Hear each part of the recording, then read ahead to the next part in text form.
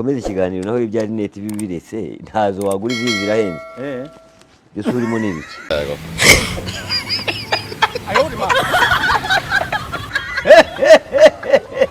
abonye urira bari babi nyo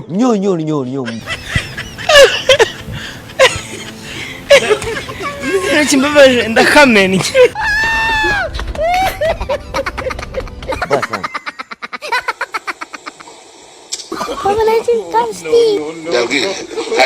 nta gihugu kigoye gutwara ku Burundi wofuma ntwara ubuyahudi mu gihe ca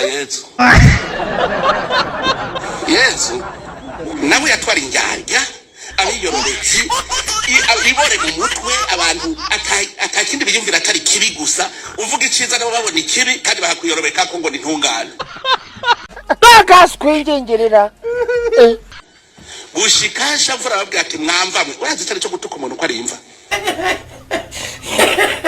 hajya ntimwumva ko yari yarushe bikaba nabi hajya Yezu gufata akazingazinga imigozi agakubita abantu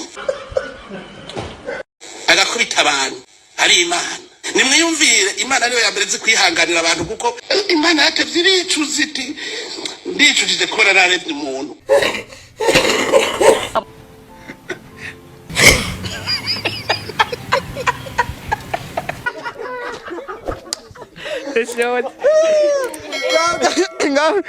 Reka dusengera abantu bamaze guseka abantu dusekeje tubasengera Imana ibahe umugisha Mana iri dake na Sodoma na Gomora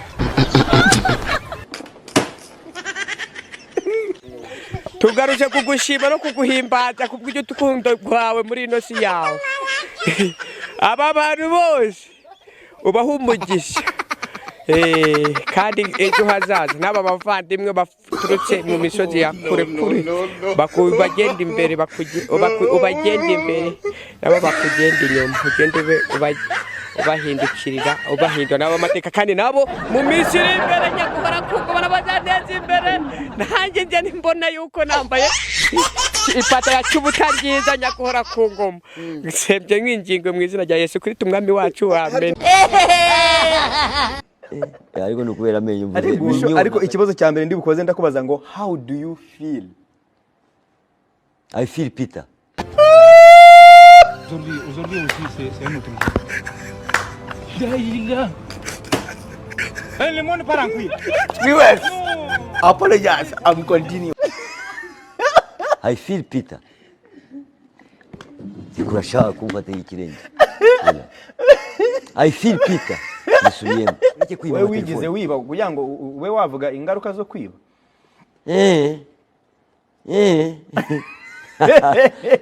Nta muntu ushaka gukira ataribye.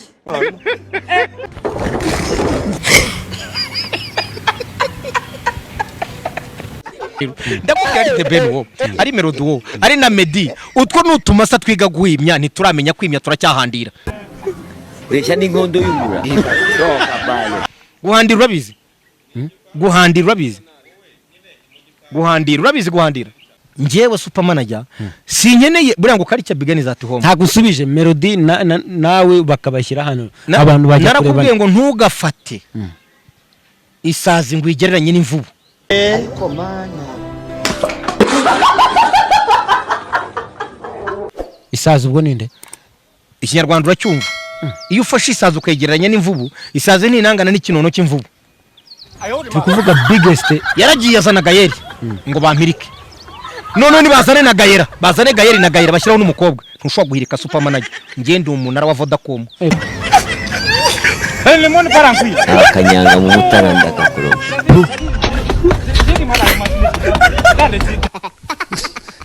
Nico tubaje nabandi ntitwabanye kuva kera nta mukuru w'igihugu je bose tarangira je undusha itunga naze gaha duharure dushira ha kumeza ndaba yandusha tuyaharura amahera dufise witwa ko umutunza ndusha ku mafaranga ndaruze bro muri yari nawe nyene nasazo dahera kwe basha amureka kugira ipfa ry'amahera muri yari nasaze ari amahera dahera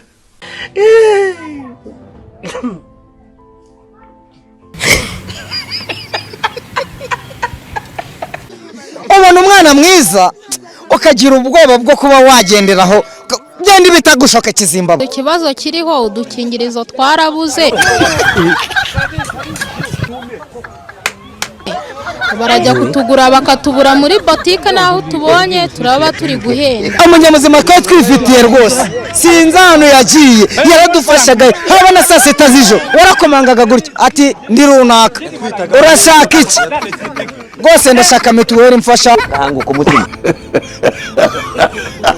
ndikumva nikeneye, ati mwana wanjye nta kibazo, agakingura ati urakenera tungaye, ukamubwira umubare twikenera. None ubu rwose twararenganye,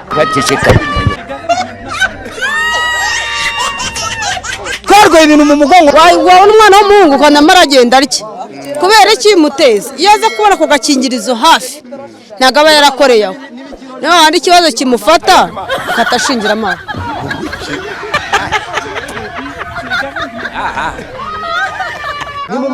Yeshinga iki?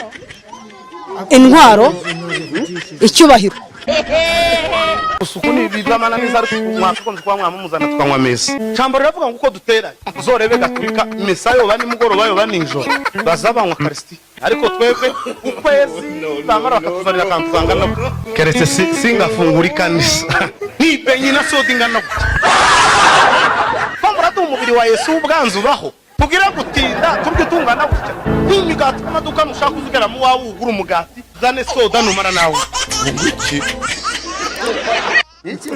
Ntago turimo turakora, imashini zacu ntago ziri mu kazi. Iyo prudence buze n'amafaranga afite nkorera.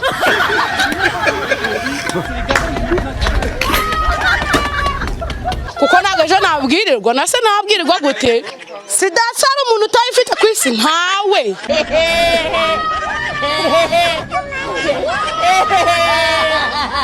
Hari undoshije kuba persone kabisa, genda nzi yuko je kuva kera genda nzi yuko ntunze kabisa, uzomenya yo ngubwo ni bazovuga ko ntatunze.